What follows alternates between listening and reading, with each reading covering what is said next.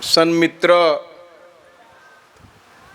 મનસુખભાઈની ચેતના જ્યાં આશીર્વાદ વરસાવી રહી છે એવી દિવ્ય ભૂમિ, દિવ્ય ધરા, શિવ વિશે સ્વાધ્યાય, શિવ વિશે સત્સંગ અને શિવની સમાલોચના એક મંગલાચરણ રૂપી શ્લોકથી આરંભ કરીએ. મુકમ કરોતિ વાચાલમ પંગુમ લંઘયતે ગિરિમ યત કૃપામ તમહં વંદે પરમાનંદ માધવમ. બ્રહ્મા મુરારી ત્રિપુરાંધકારી ભાનુ શશી ભૂમિ સુતો બુધશ્ચ ગુરુશ્ચ શુક્ર શનિ રાહુ કેતવ કુર્વન્તુ સર્વે મમ સુપ્રભાતમ. વંદે દેવ ઉમાપતિ સુરગુરુ વંદે જગત કારણમ વંદે પન્નગભૂષણમ મૃગવરમ વંદે પશૂનાં પતિ વંદે સૂર્ય શશાંક વહનિનયનમ વંદે મુકુંદ પ્રિયમ વંદે ભક્તજનાશ્રયશ્ચ વરદમ વંદે શિવમ શંકરમ. બહુ જ જાણીતી એવી આ શિવની આરાધના અને એવો જ બીજો ઓછો જાણીતો એવો શિવ વિશેનો એક શ્લોક. ચંદ્રો ભાસિત શેખરે સ્મર હરે ગંગાધરે શંકરે સર્પે ભૂષિત કંઠવર્ણ વિર્વે નેત્રોત્યવેશ્વાનરે દંતી ત્વક્તૃત સમરાંદર ધરે ત્રૈલોક્ય સારે હરે મોક્ષાર્થે કુરુ ચિત્તુ વૃત્તિ ચલયમ એન્યેસ્તુ કેમ કર્મભી. પેલામાં મૃગધરમ અને અહીંયા સુંદરાંબરધરમ. શિવ વ્યાઘ્રાંબર, ગજાંબર ગજચર્માંબર અને મૃગાચર્માંબર. આ ત્રણ સિવાય કોઈ વસ્તુ ધારણ કરી નથી. એવા શિવની સ્તુતિ, એવા શિવની આરાધનામાં મંગલાચરણના આ બે શ્લોક શિવનું વ્યક્તિત્વ સૂચવે છે, શિવની છબી પ્રસ્તુત કરે છે, શિવનું રૂપ આપણી સમક્ષ પ્રસ્તુત કરે છે. પણ આ શિવ, આ રૂપ એને ક્યારે પ્રાપ્ત થયું? આદિદેવ વેદકાલીન રુદ્ર, એનું રૂપ શું હતું? અને પુરાણ મહાકાવ્ય એમાં નિરૂપિત શિવનું રૂપ શું હતું? આ સ્તોત્રમાં જે શિવનું રૂપ છે એ રૂપ તો પાછળથી આરોપિત થયેલું છે. આદિદેવ રુદ્ર વિશ્વદેવ કહેવાયા, બ્રહ્માંડના અધિપતિ કહેવાયા. હવે બ્રહ્માંડના અધિપતિ એટલે સર્વ સ્વીકૃત. સર્વ સ્વીકૃત એટલે સૂર, અસુર, સમગ્ર પ્રજા સમુદાય. શિવ એવા એક દેવ છે જે ત્રૈલોક્ય અધિપતિ, ત્રણેય લોકના, સૂર, અસુર, પ્રજાતિના, એટલું જ નહીં, પશુનામ પતિ, પ્રાણી માત્રના પણ એ પતિ છે. એટલું જ નહીં, પ્રકૃતિ એના પણ એ અધિપતિ છે. આવું બ્રહ્માંડમાં એટલે કે વિશ્વમાં કોઈ રૂપ નથી જે સર્વ સ્વીકૃત હોય. સર્વપ્રિય હોય. શિવની નિંદા, શિવની ઈર્ષ્યા, શિવનો બહિષ્કાર બહુ જવલ્લે જ પ્રાસંગિક ઉદાહરણ મળે છે. કોઈ એવું ગામ નહીં હોય ત્યાં શિવ મંદિર નહીં હોય. કોઈ એવું ઘર નહીં હોય જ્યાં શિવની પૂજા અર્ચના માનસિક નહીં થતી હોય. નિમ્ન વર્ણના, ઉચ્ચ વર્ણના, વેદાધ્યાસી પણ શિવને ભજે છે. આ રહસ્ય શું છે? કેમ અને કઈ રીતે? હું બધાને ગમું છું,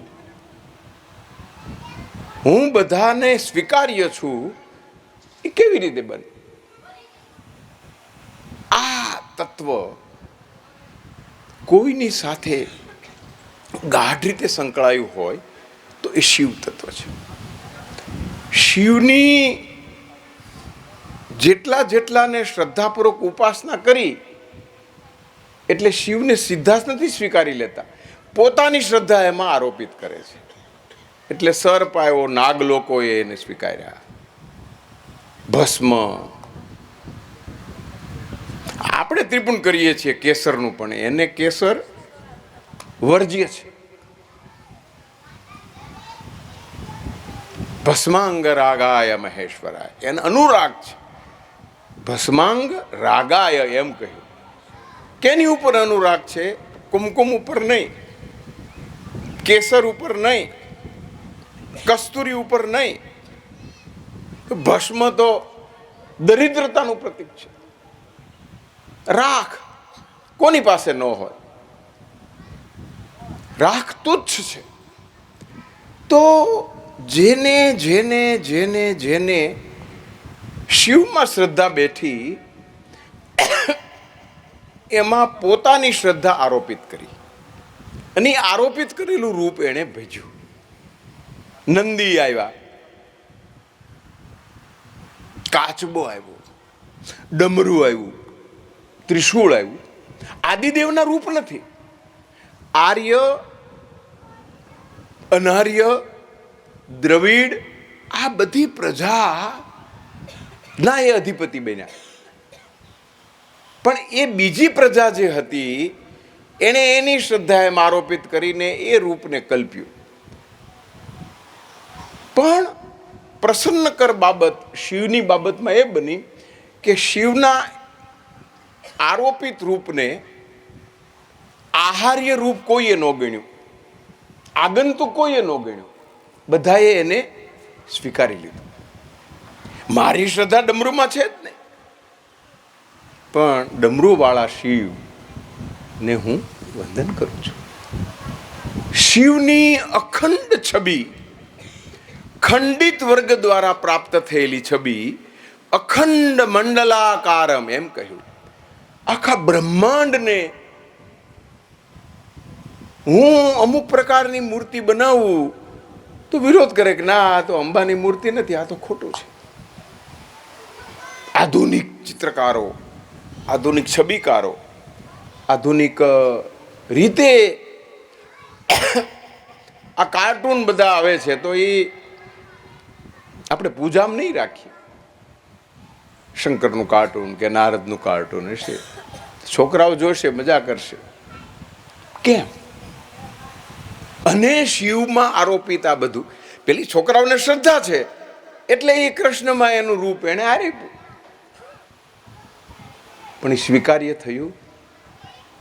શિવનું રૂપ સ્વીકાર્ય થઈ ગયું. યુગાંતરથી અનિવાર્ય રીતે, આવશ્યક રીતે, શાશ્વત સનાતન રૂપે વિહાર કરતો કોઈ દેવ હોય, બધાને આશીર્વાદ આપતો કોઈ દેવ હોય તો એ મહાદેવ છે. આ તત્વ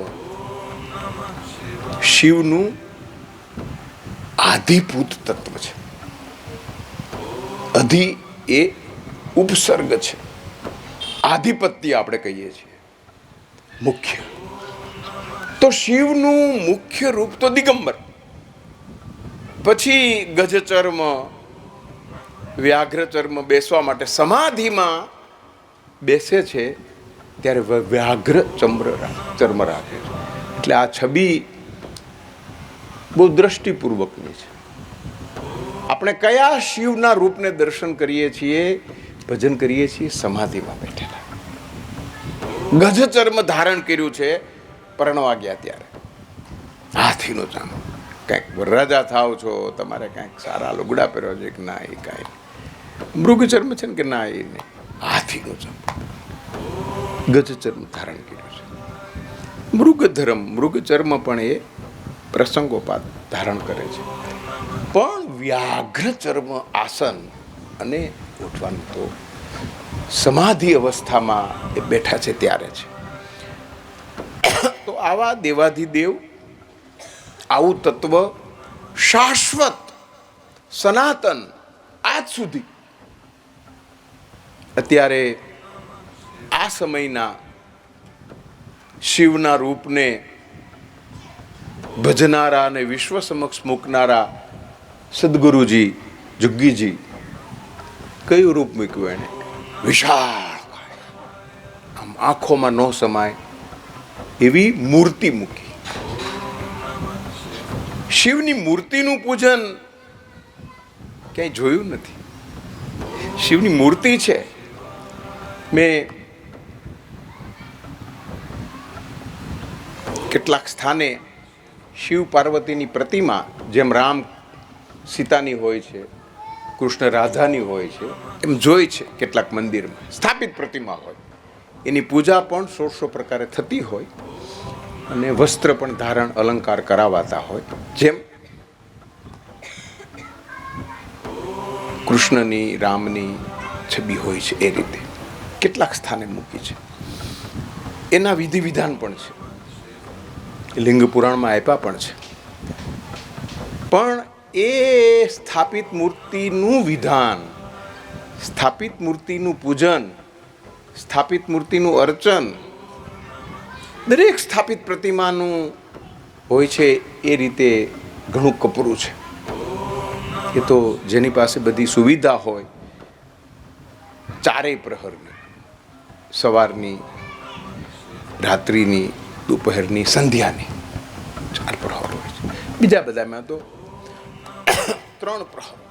પણ એ વિધિ વિધાન પૂર્વક પૂજા થતી હોય, અર્ચના થતી હોય એવી પ્રતિમાઓ છે કેટલાક સ્થાને, બહુ જ ઓછા સ્થાને. એ શા માટે અને બહુ ઓછા સ્થાને શા માટે? એની પાછળનું તો રહસ્ય જ છે કે એ પહોંચી વળવું કપરું હોય છે. એ જાળવવું શિસ્ત, એ જાળવવા નીતિ નિયમો. પણ શિવનું પૂજન લિંગ દ્વારા થાય છે. શિવલિંગનું જ પૂજન થાય છે. મૂર્તિ પૂજા બહુ મોટી વસ્તુ છે. પણ પ્રતીકની પૂજા હોય તો એકમાત્ર શિવ છે. એ કઈ રીતે લિંગ અવસ્થા, જ્યોતિર્લિંગ અવસ્થા કઈ રીતે પ્રાપ્ત થઈ એની પણ એક મોટી કથા છે.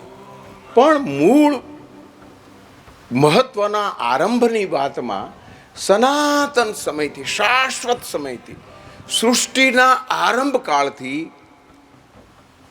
દિગંબર એવા દેવાધિદેવ એમાં શું શું ભળતું રહ્યું અને ભળેલી વસ્તુ સ્વીકારાતી રહી અને સ્વીકાર્ય આજે પણ એમાં કેટલુંક ઉમેરણ રૂપે મળે છે. જે પ્રતિમા શિવની જોવા મળે છે એ શાસ્ત્રોક્ત છે. એ કાંઈ કાલ્પનિક નથી. રાજા રવિવર્મા પણ કાલ્પનિક છબી કરી નથી. એણે પણ શાસ્ત્રના આધારને વાંચીને પછી પ્રતિમાઓ કરતા. આ પ્રતિમા વિધાન પણ ભારતીય સંસ્કૃતિની એક મોટી વસ્તુ છે. તો આ ભારતીય સાહિત્યમાં, ભારતીય સંસ્કૃતિમાં સનાતન કાળથી પૂજન, અર્ચન જેના થતા રહ્યા છે, એવા શિવ એનું વિકસિત રૂપ, પ્રાપ્ત રૂપ સર્વમાન્ય થઈ પડ્યું. આર્ય, અનાર્ય, દ્રવિડ, કાશ્મીરી બધા બૃહદ ભારતખંડ એમ શબ્દ વાપરે છે. બૃહદ ભારતખંડના એટલે કે ભૂતાન, આ બધા ખંડના સમાજના વિવિધ જાતિના લોકોએ પોતાની શ્રદ્ધા સમેત એનું વરણ કર્યું. અને એ વરણ એના સિવાયની પ્રજાએ પણ શ્રદ્ધાવાન બનીને સ્વીકાર્યું. શિવ આ કારણે મહાદેવ કહેવાયા, આ કારણે મોટા દેવ કહેવાયા કે એને વિરુદ્ધ મતવાળા લોકોએ પણ એને સ્વીકાર્યા, વિરુદ્ધ મતીવાળા લોકોએ પણ એને સ્વીકાર્યા, અને વિરુદ્ધ માન્યતાવાળા લોકોએ પણ એને સ્વીકાર્યા. શિવ એના વિશે બહુ પ્રારંભ વેદ કાલીન માં તો યજુર્વેદમાં થોડા શ્લોક છે. યજુર્વેદનો અષ્ટાધ્યાય રુદ્રી છે. પછી ઉપનિષદમાં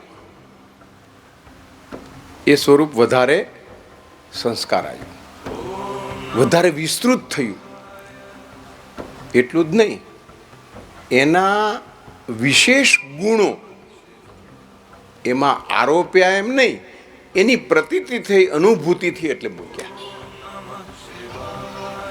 વેદના રુદ્ર શિવમાં રૂપાંતરિત થાય છે. રુદ્ર તો બહુ ક્રોધિત છે, રૌદ્ર રૂપ છે, પણ રૌદ્ર રૂપ કલ્યાણકારી કઈ રીતે બને?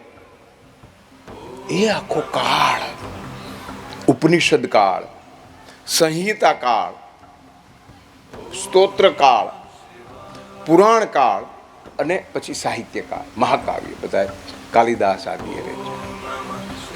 તો છેક વેદથી શરૂ કરીને મહાકાવ્ય સુધી શિવનું તત્વ, શિવનું વ્યક્તિત્વ,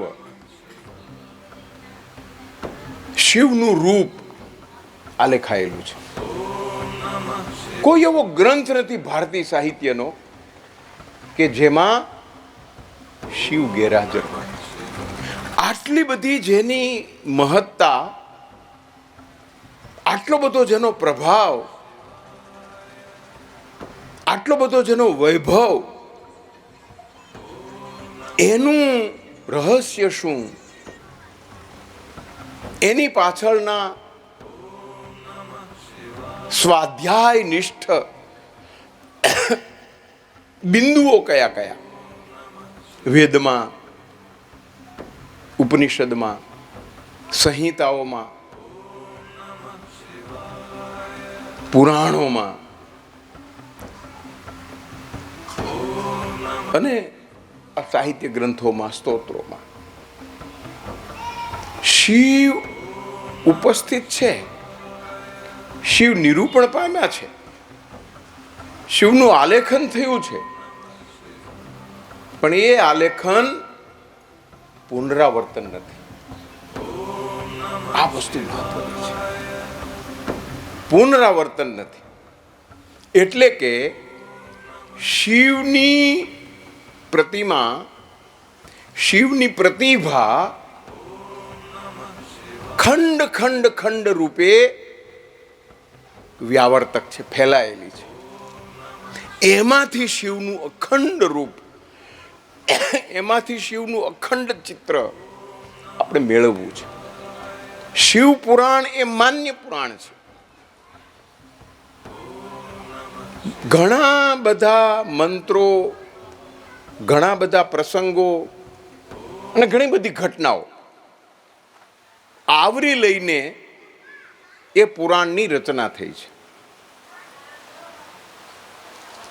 સૂત નામના પુરાણી શૌનક વગેરે ઋષિ મુનિઓને કહે છે. અને સૂત નામના પુરાણીને કોણે કીધેલું? નારદે. નારદને કોને કીધેલું? નંદીએ. નંદીને ક્યાંથી ખબર પડી? તો કે શિવ પાર્વતીને કહેતા હતા પોતાનું ચરિત્ર, આત્મચરિત્ર, આત્મવૃત્તાંત સંધ્યાકાળે વિહાર કરવા નીકળે છે. આપણે સંધ્યાકાળે ભગવાન શિવની પૂજાનો બહુ મહિમા કર્યો છે. જે શિવ નિર્માલ્ય લેવાવાળા હોય છે, કાયસ્થ અને અતીત ને બાવા, એ સાંજે ભિક્ષા માગવા નીકળે. અને એમાંના ઘણા છે એ બૌદ્ધમાંથી કન્વર્ટ થયેલા છે. બૌદ્ધ ચાલ્યો ગયો ધર્મ, પણ એ બધા પછી આમાં થઈ ગયા. એટલે એની ફિઝિયોગ્નોમી તમે જુઓ, શરીરની આકૃતિ, ભસ્મ લગાવતા હોય, બધું. આ સંધ્યાકાળે શિવે કહેલી પોતાના જીવનની, પોતાના વ્યક્તિત્વની વિગત નંદી સાંભળી ગયો છે. નંદી તો સાથે જ છે, વાહન છે. આ નંદીએ નારદને કીધેલું. નારદ પાસેથી સૂત નામના પુરાણીને મળે. તો શિવ પુરાણ એટલે માત્ર નંદીએ સાંભળેલી, નારદને કહેલી વાત અને નારદે સૂત નામના પુરાણીને કહેલી વાત એટલે શિવ પુરાણ નથી. પુરાણમાં પ્રશ્નો છે, સંવાદ છે. પુરાણી કથા શ્રવણ માટેની માત્ર શ્રોતાઓને હું કહું એમ નહીં, હજારો શૌનકાદી ઋષિઓ બેઠા હોય નૈમિષ નામના અરણ્યમાં.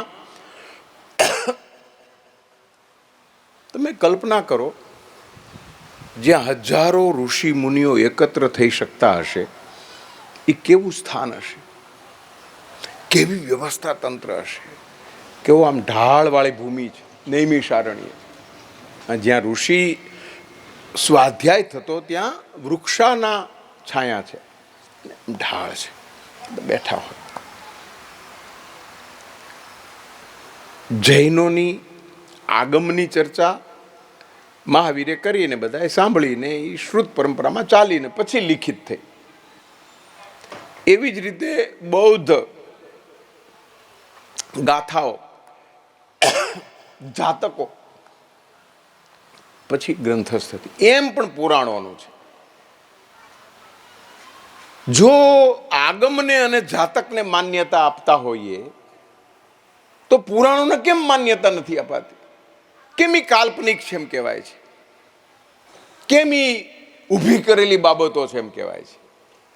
શુદ્ધ પરંપરામાં સૌનક વગેરે ઋષિ મુનિઓએ પૂછેલા પ્રશ્નો, સૂત નામના પુરાણીએ આપેલો જવાબ ઉપરાંત ઋષિકુળમાંથી કોઈ અભ્યાસી, કોઈ સ્વાધ્યાય સંપન્ન હોય, એણે પોતાની અનુભૂતિ, પોતાનો સ્વાધ્યાય, પોતાની પ્રતીતિ, તપ અને સાધના એ માત્ર પ્રવૃત્તિ નથી, એક પ્રતીતિ થતી હોય છે. તપ અને સાધના એટલે કે જપ, તપ અને સાધના એ માત્ર મણકા ગણીએ છીએ કે સમય પસાર કરીએ છીએ એ નથી. જપથી, તપથી, સાધનાથી તમારી પ્રજ્ઞા, તમારું ચિત્તતંત્ર વધારે સૂક્ષ્મ બને છે. તમારી વિચાર શક્તિ, તમારી ગ્રહણ શક્તિ અને તમારી કથન શક્તિ, આ ત્રણેય. વિચાર શક્તિ, ગ્રહણ શક્તિ અને કથન શક્તિ. એટલે વિચારવું એમ જ નહીં, તમે પાછા ગ્રહણશીલ પણ હોવા જોઈએ. ગ્રહણશીલ હોવું એટલું જ નહીં, ગ્રહણ કરેલું રજૂ કરી શકતા હોવા જોઈએ. આ ત્રિવિધ શક્તિ જપ, તપ અને સાધનાનું પરિણામ છે. અને એને પ્રતીતિ કીધી છે. પ્રતીતિ એટલે મારી પોતાનો અનુભવ, મને ખાતરી થઈ છે. તો આ પ્રતીતિકર વાત પાછી એમાં ઉમેરાય. એટલે પુરાણ અનેકોનું કર્તૃત્વ છે. એકમાત્ર ભાગવત પુરાણ વ્યાસે રચ્યું. બધા પુરાણોમાં શ્રીમદ ભાગવત પુરાણ એવું છે કે જે વ્યાસે અખંડ રીતે રચ્યું. ની સનત કુમારના કહેવાથી શિવપુરાણમાં પણ કથા આવે છે કે સનત કુમારે કીધું કે ભાઈ તમે આ જપ તપ બધું કરો છો એ બરોબર નથી, સત્સંગ કરો અને લખો. બહુ સરસ પ્રશ્ન છે. બ્રહ્માનો પુત્ર છે એટલે પૂછે છે કે શું બરોબર, સારું શું, સાચું શું, યોગ્ય શું? તો કે પૂછ કે હે પ્રભુ શિવ ને પ્રશ્ન કર્યો છે, તમારું આ રૂપ, એનું પૂજન કરવું, અભિષેક કરવો, ફૂલ ચડાવવા એ સારું, કે તમે જે વ્રત, ઉપાસના, નિરાહારી, અપર્ણા, પાર્વતીએ માત્ર કૂણા પાન ખાઈને શિવની આરાધના કરી છે. ઉપવાસ, અપર્ણા નામ છે પાર્વતીનું, એક નામ અપર્ણા છે આ કારણથી. તો આવું કરવું કે જપ એટલે કે પૂજન કરવું, તમારી આ બધી તપની વિધિ છે, ઉપવાસ, આ તે પ્રદોષ કરવું, કે તમારા ગુણ, તમારા સંકીર્તન, તમારા સ્તોત્ર એનું ગાન કરવું, સારું શું? આ ત્રણમાંથી તમારી પૂજા કરવી, તમારી અર્ચના કરવી, એ કે તમે પ્રસન્ન થવા એના માટે તપ કરવું, વ્રત કરવી, ઉપાસના કરવા, ઉપવાસ, ફળાહાર, એ કે પછી તમારા ગુણ સંકીર્તન, સ્તોત્ર, ગાન. શિવ તો કઈ જવાબ આપતા નથી, માત્ર હાસ્ય વેરે છે. મંદ હાસ્યમ કૃતમ કુર્વા એમ કહ્યું છે શિવપુરાણ. મંદ મંદ હાસ્ય કરે છે. નારદ ઉપસ્થિત છે. ભક્તિ સૂત્ર જેણે આપ્યું, જે બ્રહ્માંડનું રહસ્ય જાણે છે એવા નારદ ઋષિ છે. એટલે કે છે કે ભાઈ આપણે પૂજન કરીએ, આપણે એટલે આપણું કલ્યાણ થાય, આપણું પોતાનું.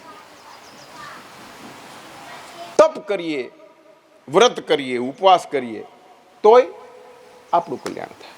પણ સ્તોત્ર સંકીર્તન કરીએ, કોઈક સાંભળે એનું પણ કલ્યાણ થાય અને આપણું પણ કલ્યાણ થાય. એટલે મારી દૃષ્ટિએ તો શિવની ગુણ પરંપરા, ગાથા, એનું કથન કરવું કે શ્રવણ કરવું, કોઈકને સંભળાવવું, એ મહત્વનું છે. એટલે પછી આ સનત કુમાર કહે છે કે વ્યાસજી, આ તપ બધું છોડો, તમે શિવની આખી સંહિતા રચો. એટલે એક એવો પણ મત છે કે શિવ પુરાણ વ્યાસનું કર્તૃત્વ છે, અને એક એ પણ મત છે કે શિવ પુરાણમાં ઘણું બધું અન્ય ઋષિઓનું, માર્કંડ ઋષિનું ઘણું પ્રદાન છે, ભારદ્વાજનું ઘણું પ્રદાન છે, શૌનક ઋષિઓનું કુળનું ઘણું પ્રદાન છે, સુત પુરાણીનું, કથન તો છે જ, સાંભળ્યું એ બધું. શિવ કથિત, નંદી કથિત, નારદ શ્રોણિત વિગતો ઉપરાંતની આ શિવ કથા છે. એટલે એમાં બ્રહ્મ વૈવર્ત પુરાણ, બ્રહ્મા સાથે શિવનો અનુબંધ છે, ગાઢ અનુબંધ છે. એટલે બ્રહ્મ વૈવર્ત પુરાણમાં બ્રહ્માની સાથે સાથે શિવની પણ કથા છે. પણ મેં કોઈ એમ પુનરાવર્તન નથી. એ પાછી શિવ પુરાણમાં ન હોય એ વિગત. વિષ્ણુ પુરાણ, વિષ્ણુ પણ શિવ સાથે સંકળાયેલા છે. એટલે મેં કહ્યું કે વેદમાં તો રૌદ્રની સ્તુતિ છે કે અમારી ઉપર કૃપા કરો. ઓમ ગણાનંત્વા ગણપતિ ગુમ હવા બાહે, અને આખું સ્વર ઉપર, સ્વરભાર ઉપર છે. એ સસ્વર પાઠ ન કરો, વાંચી જાઓ તો એનું ફળ મળે, આવું કહેવાયું છે. અને માત્ર સસ્વર પાઠ નહીં, હાથની મુદ્રાઓ પણ. આ પરંપરા હતી, સામવેદી પરંપરાને કહેવાય છે, સામવેદ ગાન કહેવાય છે. વૈદિક પરંપરા હવે ધીરે ધીરે ધીરે લુપ્ત થઈ ગઈ, પણ વૈદિક પરંપરાના રહસ્યો લુપ્ત થયા નથી. ઉપનિષદ પરંપરા લુપ્ત થઈ ગઈ, પણ એના રહસ્યો લુપ્ત થયા નથી. સંહિતામાં, પુરાણમાં બધું સચવાયું છે. તો આ શિવ પુરાણ, બ્રહ્મવૈવર્ત પુરાણ, વિષ્ણુ પુરાણ, સ્કંદ પુરાણ, સ્કંદ એટલે કાર્તિકેય. હવે તમે કલ્પના કરો કે આવા દેવાધિદેવ એને અને દીકરાને શું અણબનાવ બન્યું. કાર્તિક વિમુખ થયા એમ તો ન કહીએ, પણ શિવાભિમુખ કેમ ન રહ્યા. કાર્તિકે ગણેશ રહ્યા શિવાભિમુખ, કાર્તિકે કેમ ન રહી શક્યા. શું રહસ્ય છે, શું તત્વ છે. ઘણા બધા રહસ્યોને ધારણ કરવા વાળી, ઘણા બધા મુદ્દાઓને, ઉક્તિઓને સાચવવા વાળી શિવના વ્યક્તિત્વની વિગતો શિવ પુરાણના કથાક્રમ સંદર્ભે આપણે સમજવાની છે. હવે દરેકમાં પહેલા તો મહાત્મ્ય આવે. ભારતીય સાહિત્યની ઓળખ શું? The identity of Indian literature. Greek literature, Chinese, એમ બધા હોય છે. તો એ કે એમાં પ્રારંભમાં તમે આ વાંચશો, સાંભળશો તો તમને શું પ્રાપ્ત થશે, કેવી રીતે સમજશો, એ પહેલા તમને સમજાવે. તમને પહેલા એ કે ભાઈ આ રીતે, અને છેલ્લે ફળશ્રુતિ આવે. એટલે તમે આ સાંભળ્યું તો તમને શું પ્રાપ્ત. ભારતમાં જ કેમ અને શું, આ બે વસ્તુ વણાયેલી છે માનવ જીવન સાથે. પશ્ચિમમાં કઈ છે જ કેમ આવતું જ નથી. વર્તમાન જ આવે છે. ચાલુ વર્તમાન જીવો, આનંદ કરો, ભવિષ્યની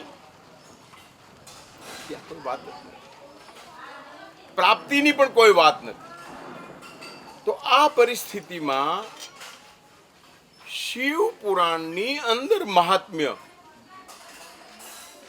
દરેક ભારતીય ગ્રંથોની વિશિષ્ટતા એ કે એમાં શરૂઆતમાં મહાત્મ્ય આવે અને છેલ્લે ફળશ્રુતિ આવે.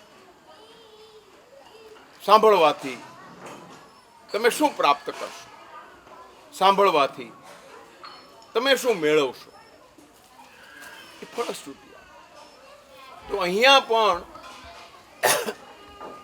શિવ પુરાણમાં પણ પ્રારંભના અધ્યાય મહાત્મ્યના છે અને મહાત્મ્ય સાથે કથા પણ આવે, દ્રષ્ટાંત પણ આવે. બહુ થોડા અધ્યાય છે, 25 અધ્યાય. લિંગ પુરાણમાં મહાત્મ્ય ખૂબ છે. બ્રહ્મવૈવર્ત પુરાણમાં પણ ઓછામાં ઓછું મહાત્મ્ય અધ્યાયનું, શ્લોકનું શિવ પુરાણનું છે. એટલે મને થયું કે ભાઈ લિંગ પુરાણ અને આમ શિવ પુરાણનું વસ્તુ તો એક જ છે. શિવ અને લિંગ એક જ. તો લિંગ પુરાણના મહાત્મ્યમાં શું વધારે છે એનું સંક્ષિપ્ત રૂપ શિવ પુરાણ. શિવની પૂજા કઈ રીતે કરવી, અર્ચના કઈ રીતે કરવી. આપણે તો જળનો લોટો ચડાવી દઈએ ને ભજનમાં ગાય ને વેદમાં કીધું છે કે પ્રસન્ન થઈ જાય. વેદોક્ત અને શાસ્ત્રોક્ત વિધિ છે. વેદોક્ત વિધિ વધારે ને વધારે સુશ્લિષ્ટ રૂપે, સારી રીતે એમ નથી કહેતા, સાચી રીતે એમ પણ નથી કહેતા, વેદ કથિત સત્ય વધુ વ્યવહારુ બનાવીને પુરાણમાં, શાસ્ત્રમાં વેદોક્ત મંત્ર શનિનો ઓમ શન્નો દેવરભિષ્ટે આપોર્ભવન્તો પ્રતયે સંયોરભિશ્રવંતુ નામ. અવેદોક્ત. પણ પુરાણોક્ત મંત્ર નીલાંજનમ સમાભાસમ રવિપુત્ર યમાગ્રજમ છાયા માર્તંડ સંભુતમ તમ નમામિ શનિશ્ચરમ. વેદોક્ત અને પુરાણોક્ત તત્વ તો વેદનું જ છે, પણ શાસ્ત્રમાં એને વધારે સ્પષ્ટ કર્યું. આપણે કહીએ ને શાસ્ત્ર મૂકો, શાસ્ત્ર શાસ્ત્રનો મહિમા આ કારણે છે કે તમારા ચિત્તમાં એ અવતરિત થાય છે. તો આ વેદોક્ત અને પુરાણોક્ત વિધિ વિધાન કહ્યા. કઈ રીતે શિવની પૂજા કરવી, તો સપ્ત પ્રકારી પૂજા કીધી છે. 7 પ્રકાર કીધું કે પંચદ્રવ્ય, પછી પંચ પ્રવાહી, પછી પંચ ધાતુ, ચોથું પંચાક્ષર મંત્ર, પછી પંચ સુગંધી દ્રવ્ય, પંચ નૈવેદ્ય અને પંચ સ્તોત્ર. આવી 7 પ્રકારની. એટલું જ નહીં, પાછું આ પંચ દ્રવ્ય તો કયા કયા દ્રવ્ય, દ્રવ્ય એટલે શું, કયા દ્રવ્ય, કેમ આ દ્રવ્ય, એની પાછળનું કારણ શું, એની પાછળનું રહસ્ય શું. તો કે મગ પહેલા કીધા દ્રવ્યમાં. ચોખા તમે જુઓ, લીલું છે, પેલું સફેદ છે, પછી ચણાની દાળ, ઘઉં, અહીંયા આપણે મંડળ પીળું છે, અને કાળા તલ. કયા પંચદ્રવ્યથી શિવની પૂજા કરવી? ચોખા. શા માટે ચોખા, શા માટે અક્ષત, શા માટે મગ, કેમ કાળા તલ, કેમ ચણાની દાળ, કેમ ઘઉં? આ પંચદ્રવ્ય શિવને અર્પણ કરો. પણ પછી પાછા એમ કે એક દિનમ, તમારા આયુષ્યમાં એક દિવસ એવો કાઢો કે આ પંચદ્રવ્યથી ભગવાન શિવની પૂજા કરવાનો સંકલ્પ કરો કે પ્રભુ પંચદ્રવ્ય હું આપને કરીશ. સપ્ત પ્રકારી પૂજા એક સાથે ન થાય. પણ પછી પંચ પ્રવાહી કહ્યું. આ વસ્તુ બહુ મહત્વની. ગંગાજળ, દૂધ ગાય, ઘી ગાય, દહીં, ગાય, ગાયની 3 વસ્તુ કીધી પ્રવાહી. દૂધનું જ રૂપ છે ઘી ને દૂધનું જ રૂપ છે દહીં, પણ રૂપાંતર પામ્યું છે ગાય. અને મધ, આ પંચદ્રવ્ય, દહીં, દૂધ, ઘી, ગંગાજળ, પછી એમાં તીર્થોદક જળ પણ કીધું છે. એટલે કોઈ પણ તીર્થ, નદી, એનું જળ, પણ ગંગાજળ એમ તો લખ્યું જ છે, વાહ એમ કરીને. અને મધ. એક વખત તમે આ પંચ પ્રવાહીથી શિવની પૂજા કરો સંકલ્પબદ્ધ બનીને, અથવા ચાતુર્માસ સુધી કરો સંકલ્પબદ્ધ બનીને, એનો મહિમા એમાં ખૂબ કહે. પછી પંચ ધાતુ કીધી. ધાતુમાં તો સુવર્ણ, કણી એમ લખ્યું છે. હવે ત્યારે તો આટલું બધું મોંઘું હોય છે આપણને ખબર નથી. મોંઘું થવાનું હોય છે એ શાસ્ત્રીઓને ખબર હશે, પુરાણીઓને. તો એને એમ કહ્યું કે કીડી આપણે કહીએ જેને, ઈ ભારનું પણ સુવર્ણ, રજત, રૂપ, તાંબુ, લોઢું. પછી મને આમ રહસ્ય થાય કે હવે 5મી શું ધાતુ હશે? જસત આવ્યું. પ્રાચીન જર્મન. તો આ પંચ ધાતુ દુર્લભ છે એમ કીધું. પણ આ પંચ ધાતુ કઈ રીતે આપવી? સીધી નહીં મૂકવાની, ગુપ્ત રીતે આપવાની. એટલે કે ફળમાં નાખી દેવાની, લાડુ બનાવીને એમાં નાખી દેવાની, સીધી નહીં, ગુપ્ત રીતે ભગવાનને ધરવાની. તો પંચ દ્રવ્ય, પંચ પ્રવાહી, પંચ ધાતુ અને પછી પંચાક્ષર મંત્ર. ઓમ નમઃ શિવાય, ઓમ નમઃ શિવાય, નકાર મકાર વકાર, ઓમ નમઃ શિવાયના જપથી એનો મહિમા એટલો બધો કહ્યો છે. એ જ શિવનું રૂપ છે. શિવના રૂપથી, શિવની પૂજન અર્ચન કરવાથી જે ફળ પ્રાપ્ત થાય છે એ શિવના પ્રીતિપાત્ર હોવાની પ્રતીતિ કરાવે. પંચદ્રવ્ય કીધા: અબીલ, ગુલાલ, કંકુ, ચંદન, અને 5મું ભસ્મ. ભસ્મ, અબીલ, સફેદ, ગુલાલ, કંકુ અને ચંદન. ચંદન અને ભસ્મ, અબીલ, ગુલાલ ને કંકુ, આ પંચદ્રવ્યથી શિવની પૂજા, શિવનું અર્ચન. પંચ સ્તોત્ર કયા?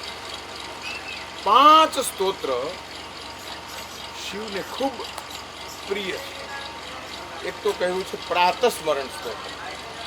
પ્રાતર નમામિ ગિરીશમ ગિરિજાર્ધ દેહ,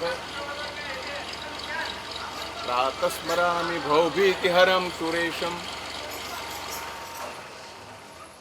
પ્રાતસ્મરણ સ્તોત્ર, સવારના પ્રહરમાં શિવનું સ્મરણ કરવાનું જે સ્તોત્ર છે એ શિવને અતિ પ્રિય છે. પછી શિવ માનસ પૂજાનું સ્તોત્ર શંકરાચાર્ય શિવને અતિ પ્રિય. હવે આ તો શિવ પછી કેટલા વખતે રચાયેલું સ્તોત્ર છે. લિંગ પુરાણ તો પાછળથી બન્યું છે. એટલે શિવને પ્રિય શું એ કોણે કીધું એને? એની પ્રતીતિ છે. કોની પ્રતીતિ છે? મુનિ કે એની પ્રતીતિ છે. એને કારણે આ સ્તોત્ર એની પૂજા કહ્યું જય શંકર સ્તોત્ર. જય શંકર પાર્વતી પતે શશિખંડ શિખંડ મંડનમ. એમાં છેલ્લે કે છે શરણમ તરુણેન્દુ શેખર શરણમ મે ગિરિરાજ કન્યકા. ગિરિરાજ કન્યકા બાપની ઓળખથી દીકરીને સંબોધન. પાર્વતી પ્રસન્ન થયા ઉપમન્યુ ઉપર. એની રહસ્ય કથા પણ છે કે કેમ ઉપમન્યુ ઉપર પાર્વતી આટલા બધા પ્રસન્ન થયા. ઉપમન્યુને આટલું બધું વરદાન કેમ આપ્યું? શિવ કરતા પણ બધું પાર્વતી. કારણ કે પાર્વતીનું સંબોધન પિતાની પુત્રી એવી રીતે કહ્યું. એટલે કીધું શરણમ તરુણેન્દુ શેખર શરણમ મે ગિરિરાજ કન્યકા. ગિરિરાજની પુત્રી હું તમારે શરણ આવ્યો છું. અને પાર્વતી ખુશ થયા. આહા, મને શિવની પત્ની ન કહ્યું, મને મારા નામથી ન સંબોધી, પણ મારા પિતાના નામની મને ઓળખ આપી. એટલે એમ કહેવાય છે કે પાર્વતી અત્યંત પ્રસન્ન થઈને ઉપમન્યુ ઉપર. તો આ ત્રીજું એ સ્તોત્ર અને શિવ ક્ષમાપના સ્તોત્ર. અને એવું તુલસીદાસે સંસ્કૃતમાં રચેલું નમામિ શમીશાન. આ 5 સ્તોત્ર શિવને ખૂબ પ્રિય છે એવું લિંગ પુરાણ કહે છે. સ્તોત્ર તો ઘણાય છે.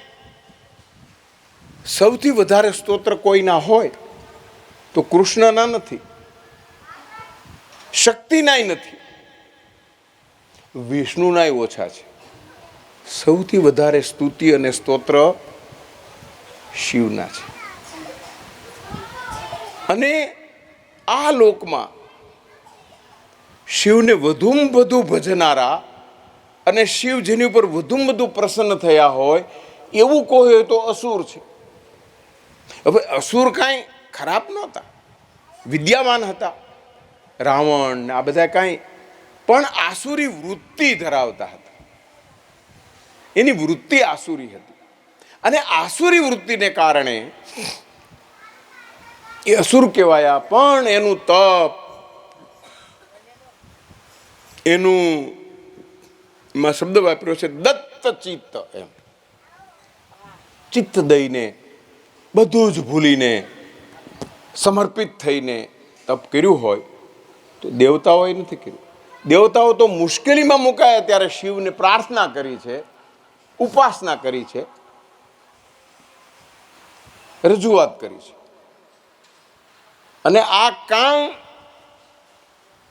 કારણ વગર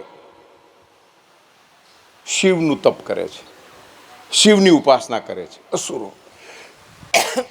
સુરાસુર એમ પૂર્જિત, સુર અને અસુર દ્વારા પૂજાયેલા એવા આ શિવ છે. અને એની આ સપ્ત પ્રકારી પૂજામાં 6 આપણે વાત કરી કે ભાઈ આટલા દ્રવ્ય, આટલા પ્રવાહી, આટલી ધાતુ, આટલા સુગંધી દ્રવ્ય, પંચાક્ષર, સ્તોત્ર. અને સપ્ત પ્રકારમાં 7મો છેલ્લે પ્રકાર કર્યો છે પંચ પ્રકારના નૈવેદ્ય ધરાવવાના. એમાં શ્રીફળ, સોપારી, સૂકી કાળી દ્રાક્ષ, કમળ કાકડી અને લાડુ, મોદકમ. પણ એમાં પાછા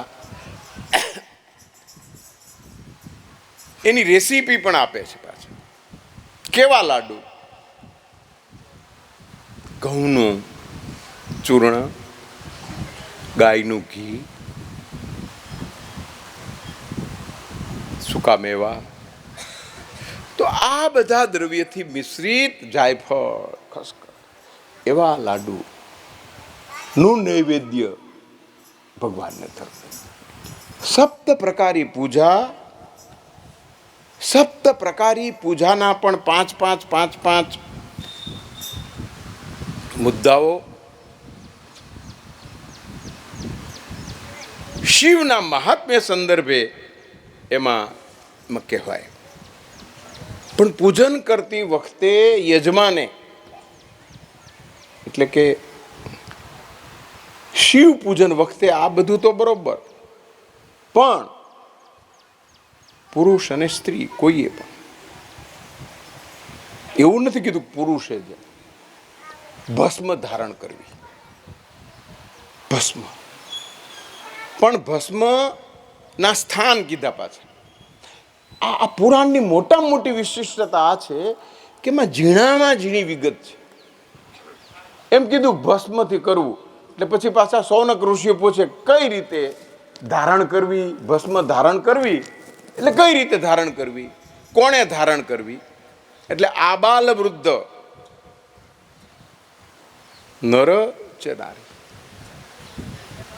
સ્ત્રી પુરુષ, બાળક હોય, યુવાન હોય, તરુણ હોય કે વૃદ્ધ હોય.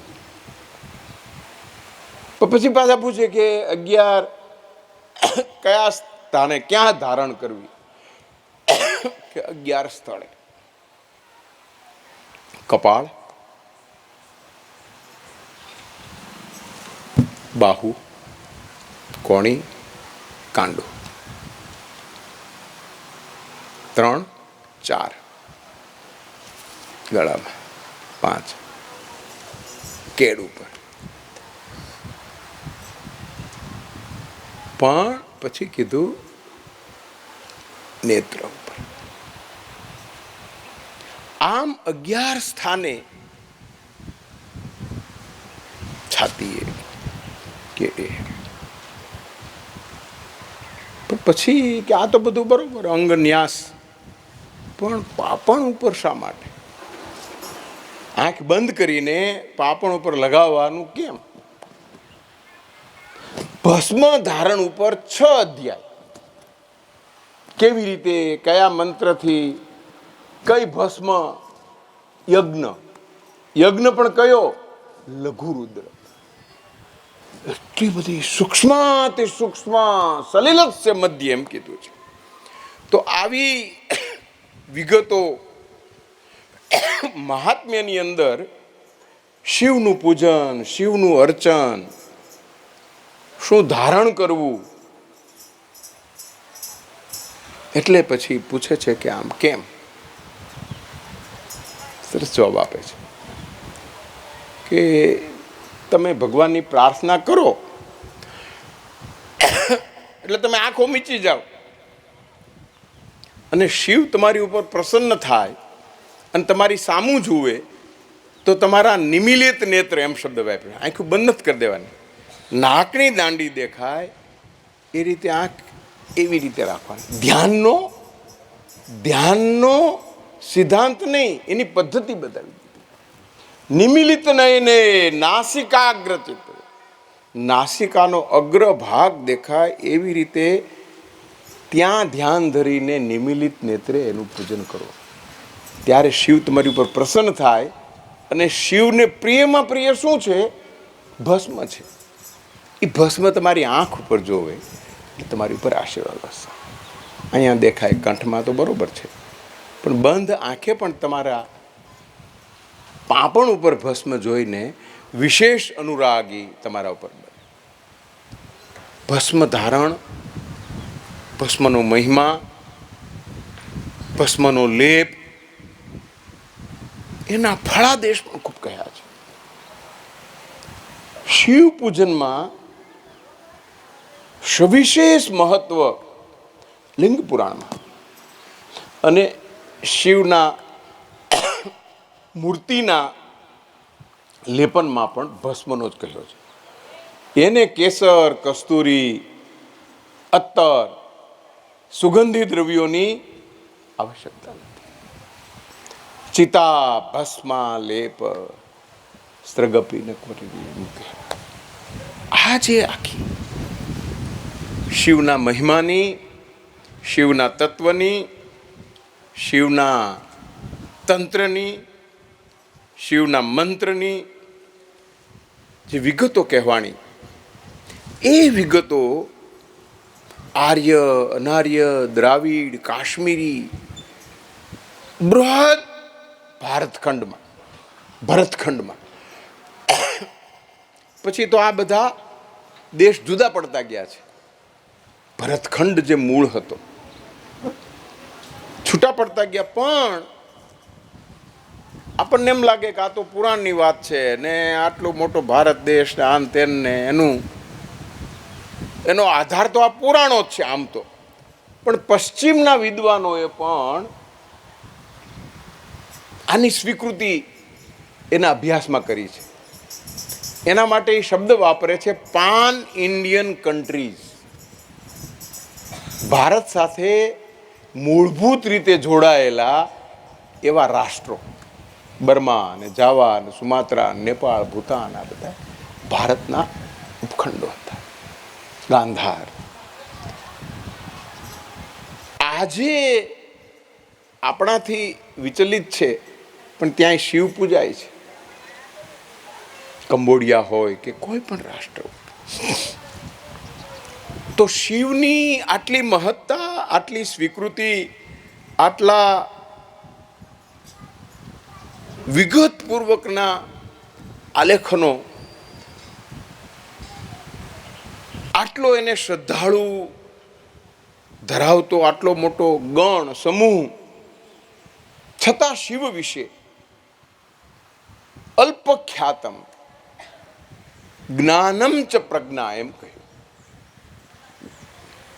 જે જાણે છે, સ્વાધ્યાય કર્યો છે, એ જાણીને બેસી ગયા છે. બહુ ઓછા જણાવે છે. એટલું જ નહીં, બહુ ઓછા જાણવા પણ ઉત્સુક છે. તત્વનો મહિમા આપણી સંસ્કૃતિમાં કયો છે, પણ તત્વનો મહિમા મુકાયો છે કથાના આનુષંગે, માધ્યમે, દ્રષ્ટાંતે. શિવ મહાત્મ્યની અંદર દેવરાજની કથા આવે છે, અને એ દેવરાજની કથાનો પણ અનેક લોકોએ એની આલોચના કરી છે, ચર્ચા કરી છે કે શું છે આ મહાત્મ્ય, એટલે શું એની મહત્તા. એની મહત્તા તો કેમ પૂજા કરવી, કેમ અર્ચના કરવી, બરોબર, પણ ના, તમને દ્રષ્ટાંત કહીએ, ઉદાહરણ કહીએ તો સમજાય.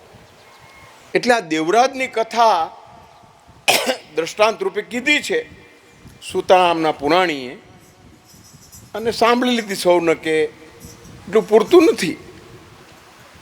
પછી એની કાશ્મીરી શૈવતંત્રમાં ખૂબ ચર્ચા થઈ. અભિનવ ગુપ્તાચાર્ય, 1000 વર્ષ થયા હમણાં, ગયા વર્ષે એને કાશ્મીરી પંડિત અભિનવ ગુપ્ત, એણે ભારતી નામની ટીકા રચી છે. કેની ઉપર? પાછી ભરત મુનિના નાટ્ય શાસ્ત્ર ઉપર. પણ એ મોટો શૈવ દાર્શનિક હતો. કથાના રહસ્યો મહત્વની વસ્તુ છે. કથા, એનું કથાનક, એ પ્રસંગ જાણી અને સમજાઈ જાય. પણ માત્ર આ વાત કેવા જ કથા છે તો એનો કોઈ સામાન્ય નથી. પુરાણો અસામાન્ય છે, પુરાણો અદ્ભુત છે, અને પુરાણને જાણવાવાળા પુરાણી પણ એ રહસ્યના જ્ઞાતા હોય છે. જ્ઞાતા હોવા જોઈએ એવી આવશ્યકતા કીધી છે. શિવ પુરાણ, લિંગ પુરાણ, સ્કંદ પુરાણ, આ બધા પુરાણો શિવનો અપાર મહિમા કરે છે. શિવના મહિમાની જ કથા છે, એના જ દૃષ્ટાંતો છે. પણ પછી પંડિતોએ, પછી શાસ્ત્રીઓએ, પછી પુરાણીઓએ એની ઘણી ચર્ચા કરી છે. પણ એ ચર્ચા તરફ આપણું લક્ષ્ય ન હોવાને કારણે આપણે તો કથા સાંભળવામાં માનીએ છીએ. કથા સાંભળી લીધી. ના, કેમ આ કથા, કેમ આવું ચરિત્ર, કેમ આવું કાર્ય, કેમ આવી પરિસ્થિતિ? તો આખું એનું માળખું ઘડવા પાછળનો દ્રષ્ટિકોણ શું હતો? શિવ તત્વ એ દ્રષ્ટિકોણમાં નિહિત છે. એટલે તત્વ ચર્ચા એ નિહિતાર્થ ચર્ચા છે. નિહિત એટલે છુપાયેલો અર્થ. નિહિતાર્થ શું? કથા છે, પણ કથાનો નિહિતાર્થ શું? કથા તો સાંભળી લીધી, સમજી લીધી, પણ પછી પ્રશ્ન એ છે કે કેમ દેવરા જેવું નામ, કેમ ને નામ આવું તો એ આવો કેમ? ત્યાંથી જ પ્રશ્ન થાય છે. નામ છે દેવોનો પણ રાજા, પણ કર્મ શું છે? બ્રાહ્મણ છે, પણ બ્રાહ્મણનું કર્મ નથી કરતો. સંધ્યા, પૂજા, અર્ચના, જપ, તપ. બીજા 3 વર્ણના કર્તવ્યોમાંથી 2 વર્ણના કર્તવ્યો કરે છે. વૈશ્ય, ક્ષત્રિય. મારવું, લૂંટી લેવું, શાસક થવું, અને વ્યાપાર વૃત્તિથી દ્રવ્ય અર્જિત કરી લેવું. એટલે બહુ દ્રવ્યવાન થઈ ગયો, ખૂબ પૈસાદાર થઈ ગયો, એનું માન મહાત્મ્ય એની સામું કોઈ થાય નહીં, એનું આધિપત્ય લોકો સ્વીકારવા લાગ્યા. અને તમારી પાસે અધિપતિ થાવ, તમે સત્તાધારી બની જાઓ, પછી શું થાય છે? તમે બેકાબુ બનો છો. અવિચારી, અજ્ઞાની અને અમાનુષી. આ 3 કર્તવ્યો એની સાથે જોડાયેલા છે. આવું કહ્યું છે અંદર. અમાનુષી એટલે મનુષ્ય ન કરે એવા. અવિચારી, વિચાર્યા વગર. આપણે કંઈક તો વિચારીએ, માણસ છીએ, પ્રજ્ઞા છે. એટલે આણે આધિપત્ય હોવાને કારણે એની પત્નીનું કાંઈ સાંભળે નહીં, મા બાપનું કાંઈ સાંભળે નહીં, પોતાની રીતે દ્રવ્ય જ એકત્ર કરે. અને એમાં એક સુંદર સ્ત્રીનો પરિચય થયો. અત્યંત સુંદર હતી, એટલે એમાં મોહિત થયો. હવે જુઓ, અવિચારી કાર્ય કરવા કે આવું કરવું એ તો માનવ સ્વભાવ છે. પૈસા વધુ મેળવવા માટે કાંઈ પણ પ્રવૃત્તિ કરે, બરોબર છે. વેપાર ધંધા કરો તો એમાં પણ કાંઈ પણ કરો, બરોબર છે. પણ ત્રીજું જે કર્મ આવ્યું, મોહિત થવું, એ એના દુર્ભાગ્ય, કુસંસ્કાર અને આવેલી કુલક્ષ્મી એનું ફળ. એમ 3 વસ્તુ કીધી. જન્મ જન્માંતરના તો કર્મો ખરા, પણ તમે આ જન્મે કંઈક સાત્વિક હો, સદાચારી હો, તો જન્મ જન્માંતરના કર્મો પણ ક્ષય પામે છે આ જન્મના કારણે. પણ અહીંયા તો જન્મ જન્માંતરના અને આ જન્મમાં કુલક્ષ્મી એને એકત્ર કરી છે. એને કારણે એ વ્યભિચારી થયો, વ્યભિચારી થયો, નિર્લજ્જ થયો. પછી વ્યભિચારી કામા તુરાણામ ન ભયમ ન લજ્જા. એને પછી કઈ શરમ હોતી નથી. પત્ની સમજાવે છે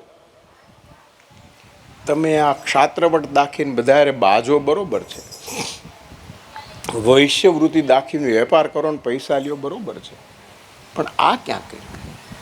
આપણને શોભે નહીં મનુષ્યને. તમે કોના મા બાપ છે? તમારા કોણ? તમારી પત્ની કોણ છે? તને શું ખબર પડે? મા બાપ પણ ટીકા કરે ક્યારેક કે બેટા આ સારું નથી, તું આ પરસ્ત્રી સાથે ગમે ત્યાં ફરસ, એના લઈ આવસ. ક્રોધિત થયો પછી, અને ક્રોધાત ભવતી સમ્મોહ, એટલે મા બાપની હત્યા કરી નાખે છે, પત્નીની હત્યા કરી નાખે છે. કુલક્ષ્મી કેવું ફળ આપે, કુવિચારી કેવું કાર્ય કરે, એની આ કથા છે.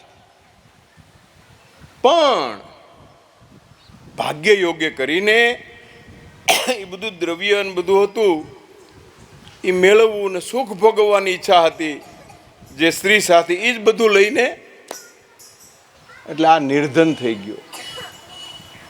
કુપોષણ, કાંઈ ખાવા મળે નહીં, કાંઈ પીવા મળે નહીં, દારિદ્ર અવસ્થામાં આવી ગયો.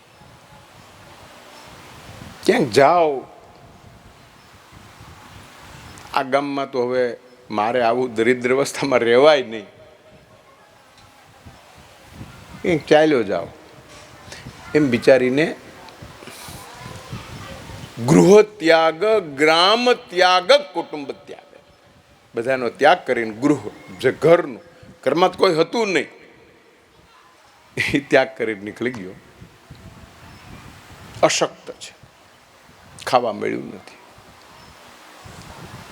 ભાગ્ય યોગે ઉપવાસ થયા છે, પ્રદોષ છે, અને જ્વર,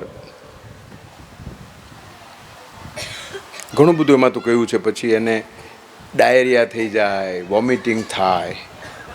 એનું અર્થઘટન એવું કર્યું છે કે એમાં જે બધી દુર્વૃત્તિઓ હતી આ રીતે લય પામી ગઈ, નીકળી ગઈ. પછી એક મંદિર દેવાલય હતું, ત્યાં છાયા હતી ને શીતળતા હતી, ત્યાં સૂતો. શ્રાવણ મહિનો છે, પ્રદોષ છે, શિવની કથા ચાલી રહી છે, અને એનું શ્રવણ પાન કરે છે, ભૂખ્યા ને તરસ્યા. તંદ્ર અવસ્થામાં છે, કાંઈ આમ ધ્યાનથી સાંભળે છે અને ઉતારે છે એમ નથી. તંદ્ર અવસ્થામાં સાંભળે છે, લીન થઈને સાંભળે છે.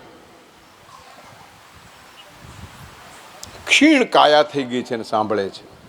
એટલે આ કહ્યું છે, તમારી કાયા ક્ષીણ હોય, તમે ભૂખ્યા હો, તમને તરસ લાગી હોય, છતાં તમે શિવની આરાધનામાં રત હો, એનું મહત્વ છે.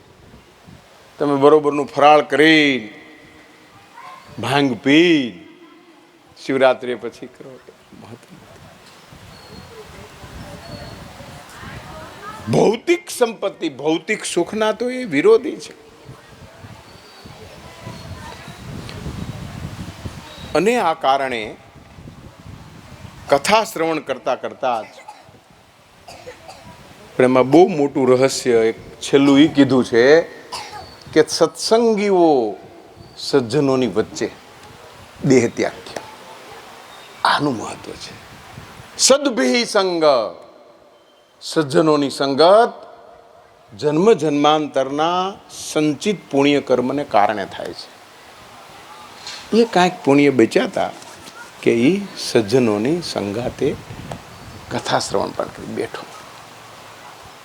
સજ્જનોની સંગત મળે, એની પંગતમાં બેસવાનું મળે, એ પણ ભાગ્ય છે. મનુભાઈ પંચોળી તેના પુસ્તકનું નામ રાખ્યું છે સદભી સંગ.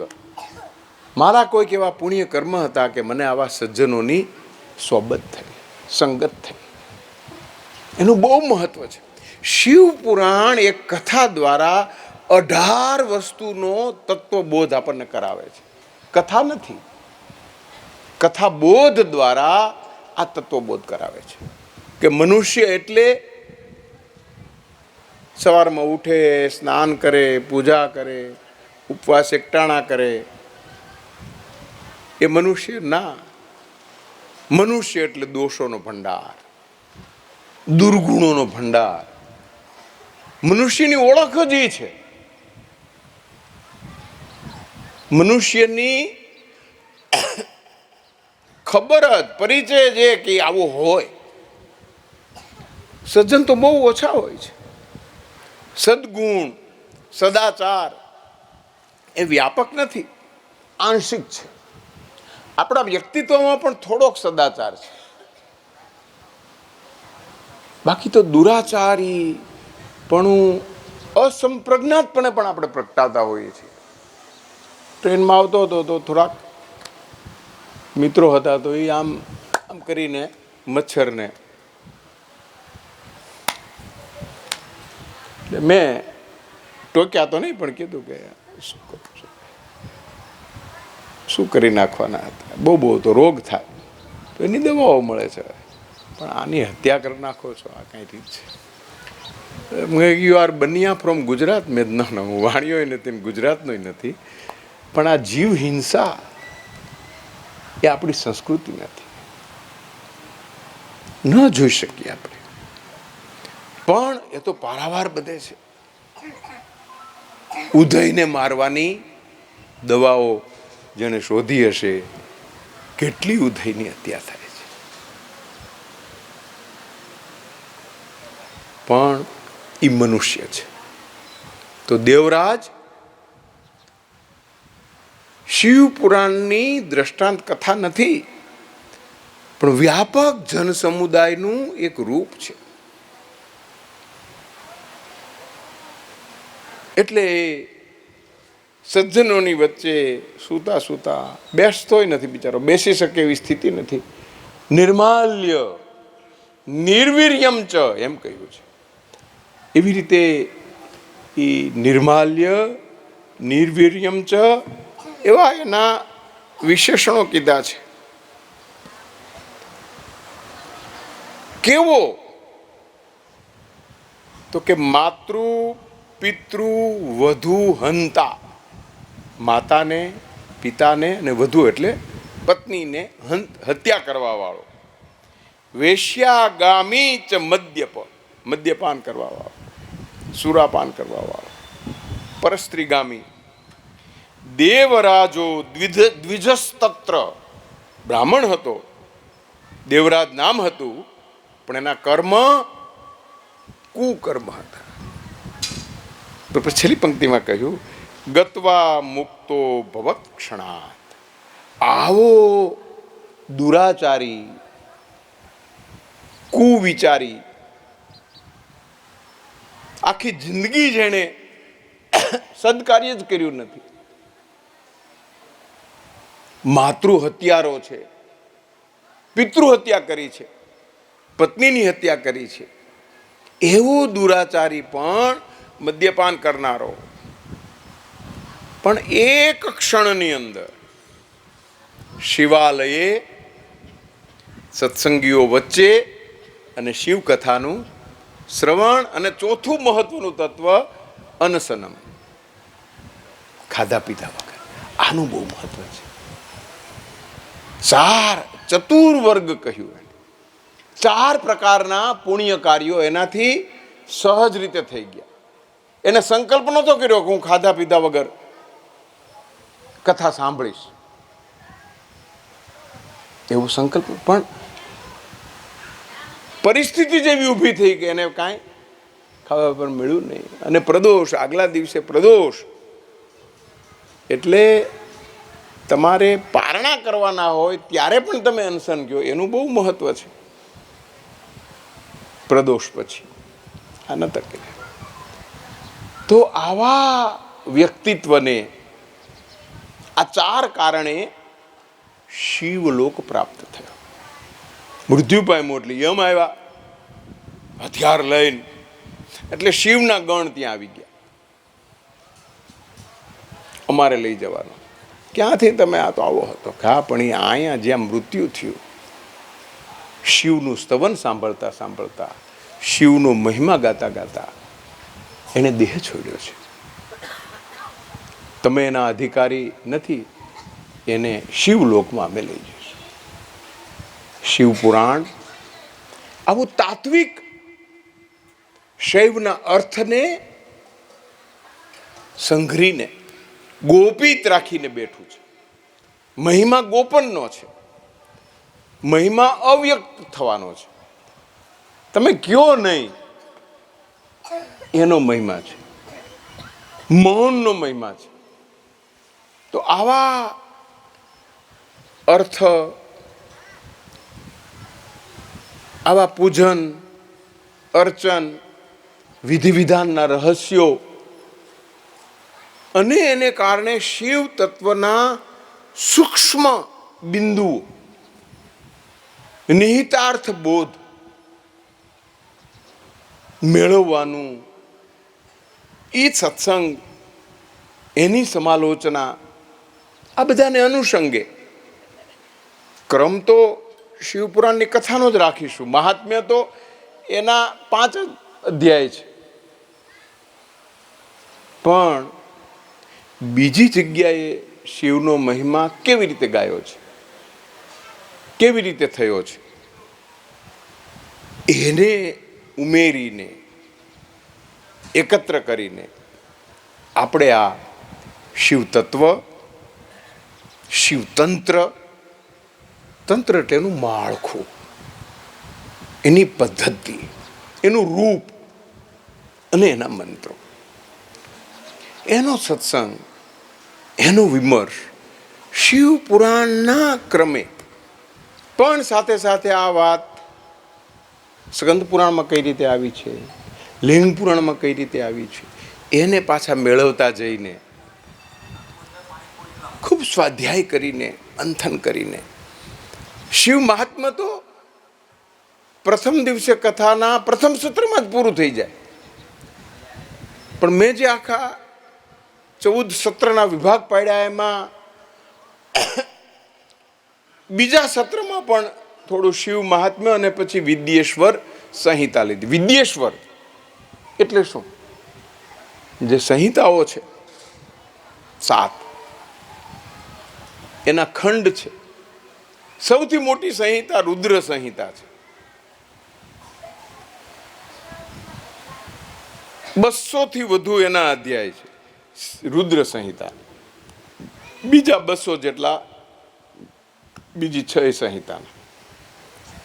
એટલે શિવ પુરાણનો વધુમાં વધુ ભાગ રુદ્ર સંહિતા રોકે છે. અને રુદ્ર સંહિતામાં સ્કંદ પુરાણ આવે છે વધારેમાં વધારે, વિષ્ણુ પુરાણ પણ આવે છે,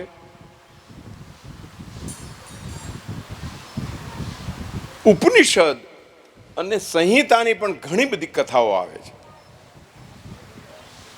કુમાર ખંડ છે આખો, 2 કુમારની વાત છે. એટલે ગણેશ પુરાણ અને સ્કંદ પુરાણ આખે આખું તાત્વિક રૂપે, સંકલિત રૂપે શિવ પુરાણમાં છે. પણ વિસ્તૃત રૂપે સ્કંદ પુરાણની અંદર, બ્રહ્મોત્તર પુરાણની અંદર વધારે છે. તો આ બિંદુઓ ઘણા વર્ષોથી મનમાં એક ઝંખના હતી કે શિવ તત્વ ચર્ચા ન થઈ શકે. આ 1.5 કલાક 2 કલાકથી વાત કરું છું આપની સાથે, આમાં ક્યાંય રંજન, ક્યાંય દ્રષ્ટાંત, જોક કશું આવ્યું નથી. માત્ર આપણે હમણાં સ્તવન સાંભળવાના છીએ. આજીવન શિવ ભક્ત હરિહરાનંદ બાપુ, હરિહર, હર એટલે શિવ, હરિ એટલે કૃષ્ણ, એના ઉપાસક હતા હરિહરાનંદ બાપુ. એણે આખું જે સ્તોત્ર, આખું જે ભજન, એ જે રચેલું, શંભુ શરણે પડી માગું ઘડીએ ઘડી, કષ્ટ કાપો દયા કરી શિવ દર્શન આપો. એટલું બધું પોપ્યુલર છે, તમને આશ્ચર્ય થશે. એના ઇંગ્લિશમાં પણ ટ્રાન્સલેશન થયા છે. અને કહેવાયું છે કે શિવનો લગભગ બધો જ મહિમા એટલે એની મહત્વની બાબતો જો કેમાંય વણી લેવાય હોય તો એ સ્તોત્રમાં, એ પદમાં, એ ગીતમાં, અને પાછો રચનારે એ જ ગુરુ કૃપાએ. એને ગુરુજીના નામની હો માળા છે ડોકમાં, ખોટું બોલાય નહીં, ક્રોધ કદી થાય નહીં, પરને લૂંટાય નહીં હો માળા છે ડોકમાં. આ વાત જેણે કરી છે. શિષ્ય ગુરુ કૃપાથી શું મેળવી શકે અને શું કહી શકે? નથી એ શક્તિદાન કાંઈ વેદ ઉપનિષદનો જ્ઞાતા, એટલો ભણેલો પણ નહીં, પણ એણે રચેલા ભજનો, એણે ગાયેલા ભજનો, એમાં શિવનો શક્તિનો બોધ જે મળે છે એ બોધ વિરલ બોધ કહેવાયો છે. એટલે શિવ તત્વની જાણકારીથી શિવ પરત્વેની શ્રદ્ધા દ્વિગુણમ ભવે તેમ કહ્યું છે. તમારી શ્રદ્ધા છે પણ તમે એનો મર્મ જાણો છો, તમે એની મહત્તા જાણો છો, તમે એનું રૂપ પ્રમાણો છો, એટલે પછી તમને એનામાં શ્રદ્ધા બમણી થાય છે. તો આવી બમણી શ્રદ્ધાને ઉત્તેજિત કરનારું, પ્રેરનારું એવું આ શિવ તત્વની વિચારણાનો યજ્ઞ આ આંગણે આપણે વિચાર્યું. આ સાહસ છે મોટું. આ જમાનામાં બધું રિમિક્સ ચાલે છે. બધે કાંઈ પણ હોય તો ફ્યુઝન. આ જમાનાના આ યુગની ઓળખ બે શબ્દો છે, ફ્યુઝન અને રીમિક્સ. બધું ભેળસેળ કરીને આપે એટલે મજા આવે તમને, અને રીમિક્સ કે એટલે મજા આવે. એમાં શુદ્ધ તાત્વિક ચર્ચા એક પરિવારના જનો હું જોઉં છું, કોઈએ બગાસું ખાધું નથી અને કોઈએ ઝોલું ખાધું નથી. બાકી તો કથા ઊંઘવા માટેનું ઉત્તમ સ્થાન છે. આવી શાંતિ ક્યાં હોય, આવી નિરાંત ક્યાં હોય? તો એ આપણે સ્તોત્ર સાંભળીને શિવ તત્વની આજની સાયમ આરાધના એ શંભુ શરણે પડી આપણે એક લઈને સાંભળશું અને એનો મહિમા એમાંથી મેળવીશું. આપણે એ ભજન સાંભળીએ નારાયણ સ્વામીના કંઠે શંભુ શરણે પડી. માગું ઘડીએ ઘડી એટલે ક્ષણે ક્ષણે. શું શબ્દો મૂક્યા છે! ઘડીએ ઘડી આટલું જ માગું છું. એનો રાગ, એનો ઢાળ, એનો લય આપણા આત્માને પણ એક પ્રકારની અનુભૂતિનો આનંદ કરાવે છે. એનો આસ્વાદ કરીએ. શિવ તત્વના ગો શરણે પડી માગું ઘડીએ ઘડી કષ્ટ કાપો દયા કરી શિવ દર્શન આપો. શંભુ શરણે પડી માગું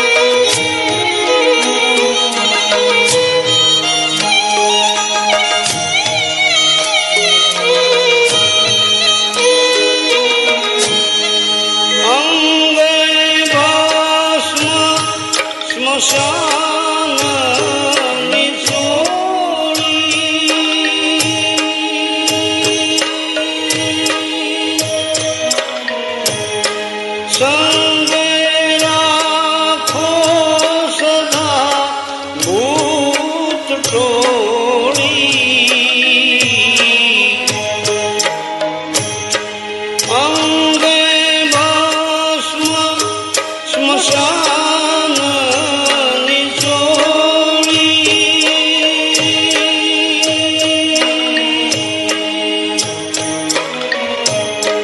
સંગે રાખો સદા ભૂત ટોળી, કાલે જન્મ કરો કંઠે વિષ ભરો, અમૃત આપો દયા કરી શિવ દર્શન આપો।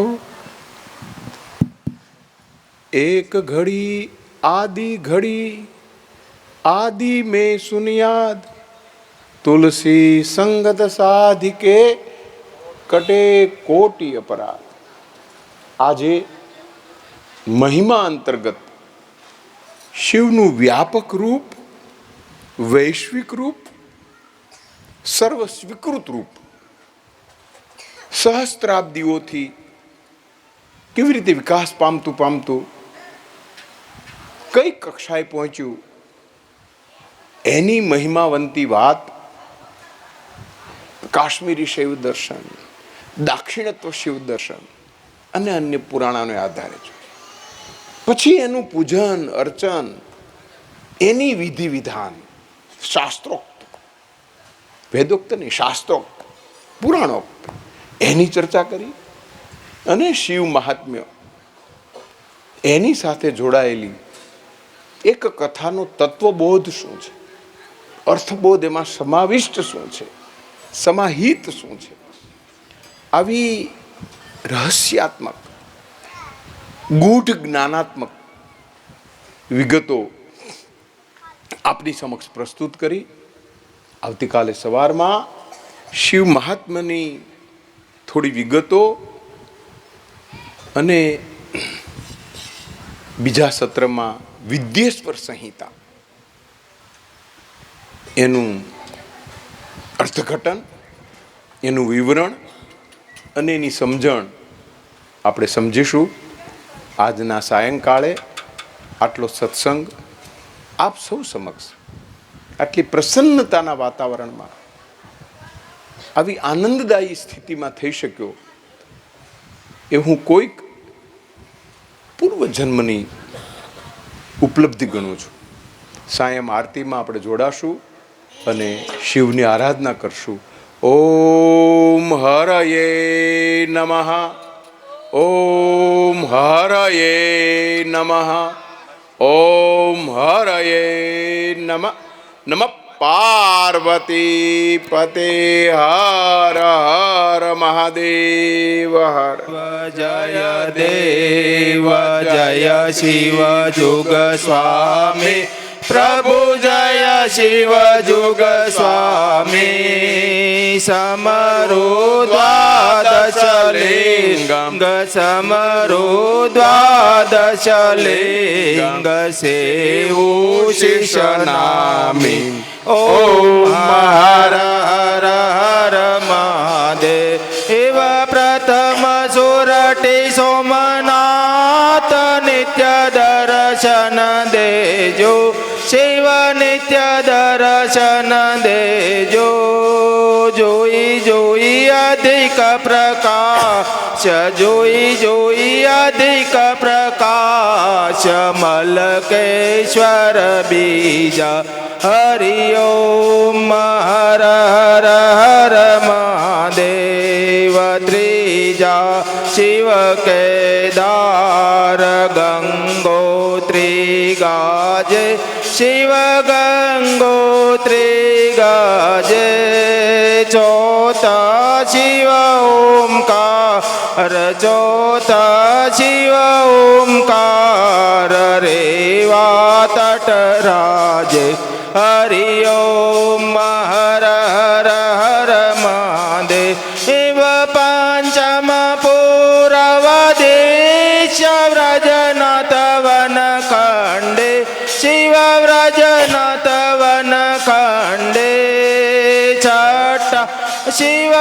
शिवनागेश्वर छठा शिवनागेश्वर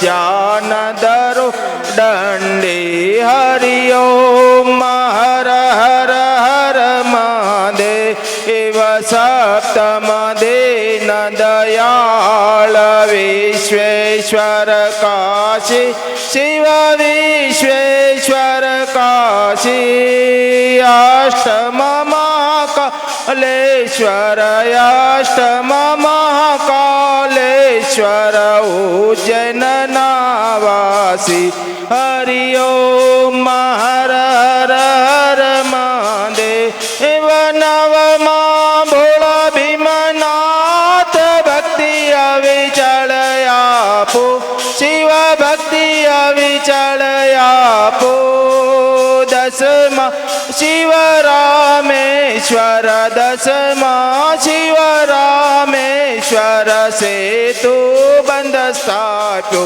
हरि ओम हर हर हर महादेव धूष्मेश्वर गुरु ज्ञान एकादश ज्योति शिव एकादश ज्योति द्वादश त्र्यंबकनाथ द्वादश त्र्यंबकनाथ गुरुमुखल्यो गोति हरि ओम हर हर हर महादेव ज्योतिर्लिंगनि आरती जय भावे गाशे शिव सन्मुख रही गाशे बणे शिवानंद स्वामी रटे हरा हर स्वामी सुख संपत्ति थासे हर कैलासे जासे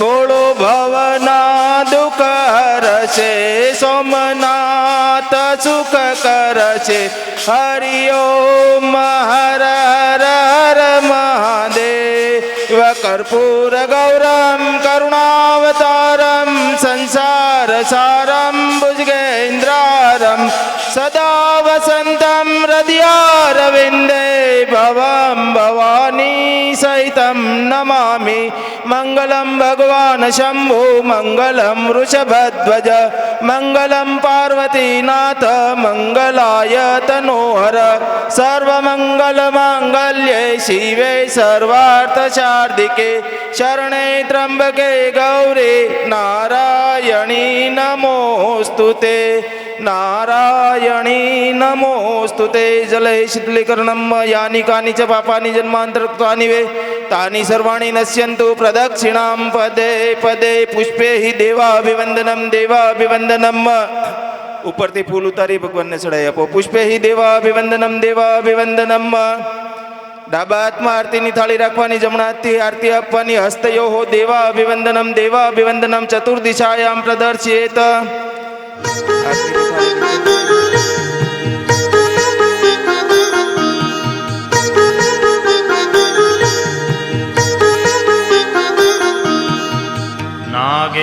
नागेन्द्रहाराय त्रिलोचनाय भस्माङ्गरागाय महेश्वराय नित्याय शुद्धाय दिगम्बराय तस्मै नकाराय नमः शिवाय तस्मै नकाराय नमः शिवाय तस्मै नकाराय नमः शिवाय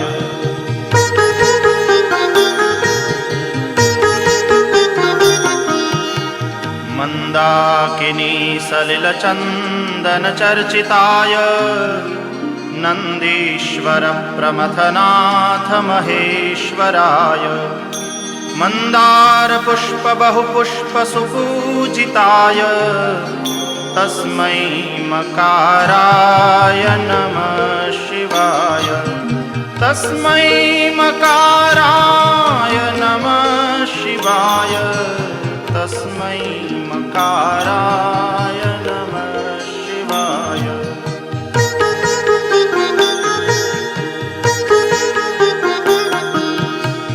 शिव शिवाय गौरीवदनाब्जवृन्द सूर्याय दक्षाध्वरनाशकाय श्रीनीलकण्ठाय वृषध्वजाय तस्मै शिकाराय नमः शिवाय तस्मै शिकाराय नमः शिवाय तस्मै शिकाराय नमः शिवाय